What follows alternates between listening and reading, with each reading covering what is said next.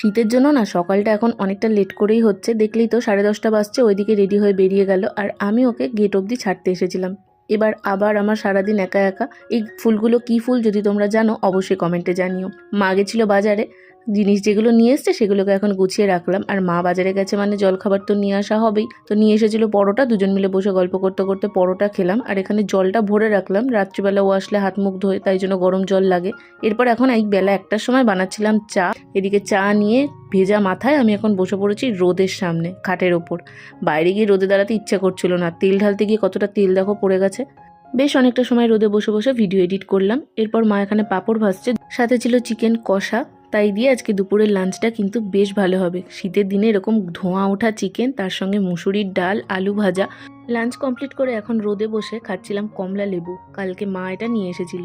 এরপর সমস্ত কাজ আজকের মতন কমপ্লিট। এখন নিদ্রা দেবীর কোলে। টাটা।